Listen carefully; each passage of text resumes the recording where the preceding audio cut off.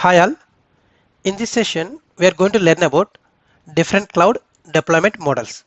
Along with that, we are also going to learn what is cloud computing, where we are going to use the cloud, and what are the different cloud deployment models are there, and what are the different advantages which we will get by using the cloud computing.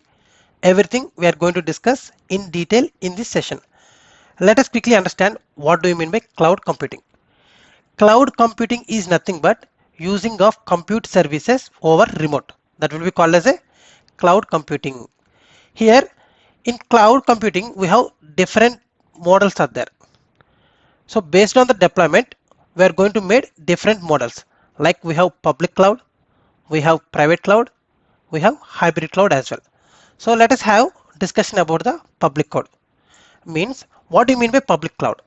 In the name itself suggests the cloud can be able to access publicly. Means, here public cloud means whoever have the access to the internet, they can be able to access the cloud over the public. Here we have lot of cloud vendors are there. Means, here we have lot of public cloud vendors are there. So whatever the services which we are going to create in the public cloud, we are going to pay the amount to the service provider. Here public cloud means anybody can be able to access the cloud. If you have the internet connection, then you can be able to access the cloud, and if you want, you can be able to create the resource over the cloud. It is publicly accessible to everyone. We have lot of public cloud service providers are there. Among those, right now we are discussing about Azure, which has been supported by Microsoft. It is a product of Microsoft. But along with the Azure, we have a lot of other service providers are also there, like AWS. It is also one of the largest cloud service provider. Google Compute Platform, GCP, Oracle, Salesforce, IBM. So we have a lot of cloud service providers are there. So which cloud service provider we want? It is company's decision. So based on the company decision, we are going to adopt particular cloud service in order to deploy our services. Generally, why companies are preferring Azure? Because of it is a trusted product of Microsoft. As you know, Microsoft, how much big organization it is. So if you think, if you have any kind of issue while doing your activities in the Azure, you will get enough support from the Microsoft. So because of that service, because of the cost pricing, because of the features offered by the Microsoft, the majority of the organization are showing their interest towards Azure in order to implement their project or running their project. Suppose if I am new to the market, if I am new to the IT market, I am looking towards Azure to deploy my project. Suppose I have the running infrastructure. Instead of running infrastructure on my local premises, if I want to implement the same over Azure, I can be able to do that. So how that will be able to do, I'm going to show to you in the upcoming sessions. But right now, just please have a look what is mean by public cloud and what do you mean by private cloud. Private cloud is nothing but a on-premises environment. In majority of the organization, you have some kind of own data center. Instead of depending on the public cloud, what they will do, they are going to procure the hardware, means servers. They are going to deploy the servers in their own network, in their office network, and they are going to create some space for that. Means if I want to develop any kind of data center, what I need to do, I need to create some space. I'm going to show to you some sample diagrams to you. On premises data center. So I am going to click on images. So in this way we have the data centers has been implemented. This is a kind of big data centers, but based on the company's size, they are going to deploy their own data center inside the office premises. Means this company only able to access their data center. Will any other company or any outsiders will be able to access the private clouds and private cloud? No, not at all. Because of the cloud center, the cloud which they had deployed over the office, and whoever is available in the office, they only able to access the data center. The outsiders is not allowed. That will be called as private cloud. Okay, and if I want to create a data center, or if I want to deploy my services or run my services over the remote in some other data center which has been maintained by the Microsoft, that will be called as Microsoft Azure, or that will be called as public cloud. Means publicly over the internet with the help of Azure, I am going to create my services. I am going to run my service on top of it. Where is my data center? In Microsoft. So if I am using whatever the service provider you can use the Microsoft, you can use the AWS, you can use the GCP, whatever it may be, it will be called as a public cloud. What do you mean by hybrid cloud? Okay, I understood a private cloud, I understood a public cloud. Private cloud is it is own data center. Public cloud means it has been created over the internet or publicly created. So what do you mean by hybrid cloud? Suppose example Azure, you have a one company. In that company you have the existing infrastructure is there. On top of the existing infrastructure you are running your project, and suddenly you have some kind of another project is there. You got some another project. If you want to deploy or run the same project over the same infrastructure which already you own, that is not possible because of the size of the project. You don't have that much compute capacity. So what you will do? So along with the but you need to deploy instead of procuring the new hardware. So it will be so much costly for you, and you don't have enough space in your office as well. So in that scenario, what you will do?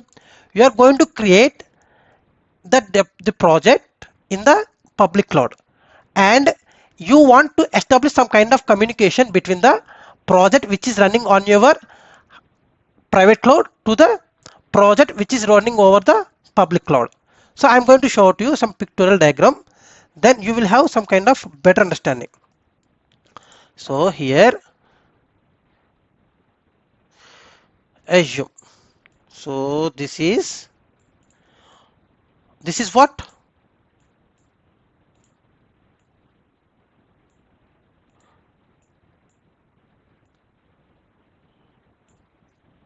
On premises DC, on premises data center.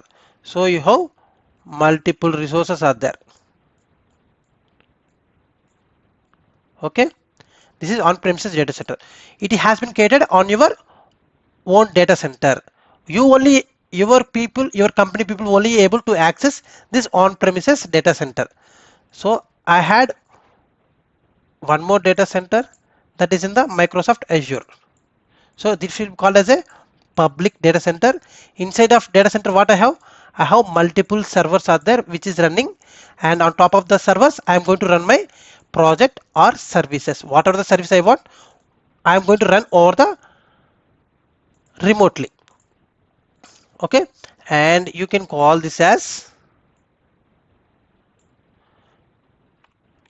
public cloud. Suppose you have project 1 which is currently running on your on-premises data center, and at the same time you have another project, that is project 2, that is running over the public cloud. You want to establish some communication between the project 1 project 2, means the resources which are in the on-premises data center needs to be able to communicate with the resources which I had created over the public cloud. Then you need to establish some kind of communication, because of instead of running your project over on-premises data center, because of some issues you are going to, or because of some advantages offered by the public cloud, because of some reasons you are going to deploy your project on top of public cloud. Then you just want to establish some kind of communication between those. So here, from here to here, at the same time from here to here, means the resources from on-premises data center will be able to communicate with the resources in the public cloud.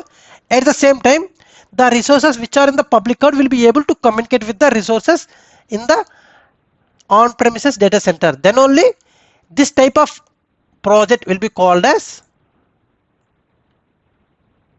hybrid. Simply I can call as hybrid.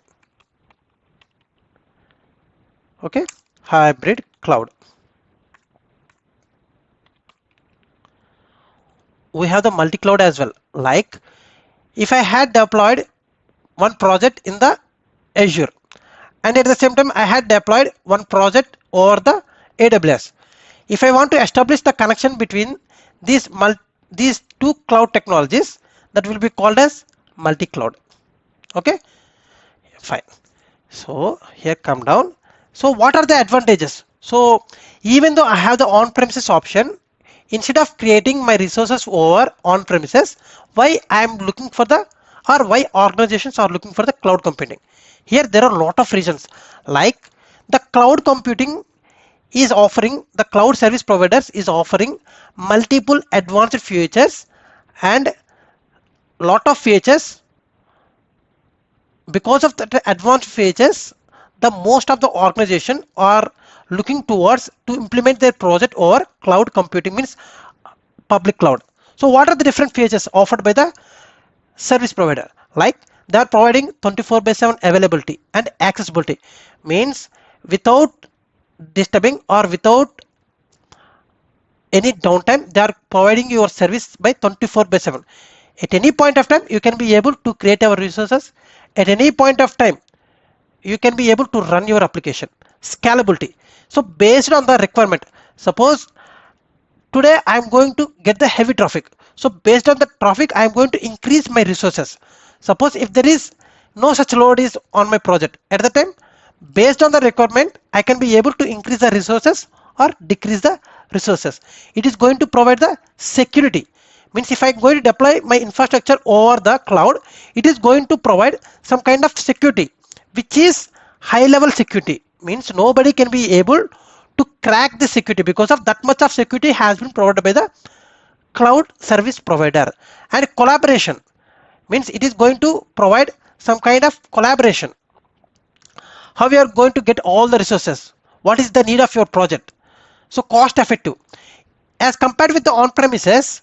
Instead of procuring the hardware, instead of maintaining the space, instead of deploying the manpower, this provides some cost effective solution. And reliable.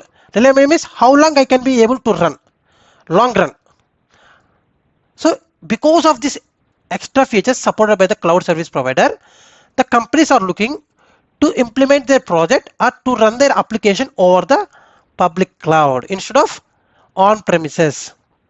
And what are the different cloud services are there? Like we have IaaS, PaaS, SaaS. IaaS stands for infrastructure as a service. PaaS stands for platform as a service. SaaS stands for software as a service. So what do you mean? What do you mean by, or what do you mean these different services, and what are the basic difference between these three services? So if you want to understand in a better way, I am going to show out to you some diagram, then you will have some kind of better understanding. First of all, understand this diagram. Suppose if you deployed your application or your infrastructure or your on premises, then what the things you need to take care? The networking part you need to take care, the storage part you need to take care, the servers you need to procure, and you need to make the servers to be run, and virtualization software you need to install. On top of virtualization software, you need to deploy your own OS. Means OS is nothing but operating system. On top of the operating system, you need to maintain the middleware, you need to make the runtime, you need to make the data to be secure, you need to run the application. What are the application you want? You need to run the application. The total is your responsibility only, end to end. So if there is any issue, you need to responsible. If there is any issue in the networking, you need to responsible. If there is any storage issue, you need to responsible. Is there any server issue, you need to responsible. So each and everything should be maintained by you only. If you are deployed your application, if you are run services over on premises environment. But if you choose IaaS service, means infrastructure as a service, what you will get?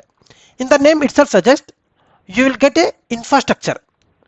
What service you will get? You will get a service of infrastructure. What do you mean by infrastructure? Server, that will be called as a infrastructure. Networking, that will be called as a infrastructure.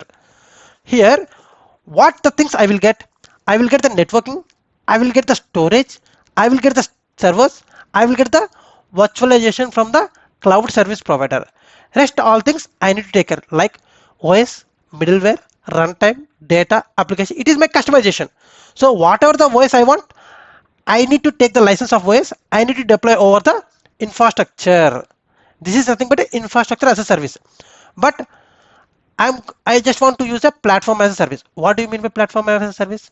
Here, the Azure is going to provide all the things like networking, storage, servers, virtualization, operating system, runtime environment as well. It is going to provide each and everything for you. And what you need to do, you just need to make your data and you just need to deploy your application on top of the Azure PaaS services. And SaaS. SaaS is nothing but a software as a service. Means the Azure is going to provide some kind of softwares. You simply, what you will do, you simply plug and play. You simply use the services like Office 365. Suppose if you think Office 365, what it is going to provide? It is going to provide lot of features. Like you can be able to access the Teams, you can be able to means for chat communication, you can be able to access Outlook for email communication. It will be provide to some OneDrive in order to storage purpose. There are a lot of things. Suppose if you are using some application that has been supported by the Microsoft, that will be called as a SaaS, software as a service. Here this is the basic difference. In what the things comes under IaaS, let us have a quick look on it. Suppose coming to IaaS, what I will get? Infrastructure like virtual machine, storage account, virtual network, Azure Active Directory. So these all things comes under, not only this, there are a lot of things, but instead of mentioning all those things, I am going to mention some small things. So like VM storage account, VNet, AAD. These all comes under IaaS. And platform, what are the platform? So here app service, in the earlier session we had already seen about the app service. What we are going to do, we are hosting our web application on top of app service. If I deploy my application on top of app service, did I need to worry about underlying infrastructure? No, because of it is going to maintain the underlying infrastructure. We don't need to worry about the infrastructure, means the VM is CPU utilization, the VM is working or not. So the entire part will be taken care by the Azure. It only takes responsibility to make the VM to be available 100%. Like, so here I am not responsible for the VM. In PaaS, here I am not responsible for the compute service. Whatever the backend you can do, but my application need to be run. So in that scenario, we are going to go for PaaS service. So these are the different. This is the major difference between the IaaS, PaaS, and SaaS. Okay, and advantages. So as we had already discussed, so there are a lot of advantages there. It is highly reliable, highly secureable, highly scalable, and one more thing here is pay as you go model. So whatever the service you have used, you are going to pay the money for that only. Suppose if I had created 2 virtual machines, I am going to create the amount for the only 2 virtual machines. Suppose after 30 days, suppose I had continued the virtual machines, 2 virtual machines for the 1 month. Then later I do have the requirement with the one of the computer or one of the VM. Then what I will do? I am going to delete the one virtual machine. Then the second month I am going to use only one VM. So I am going to charge for the only one VM only.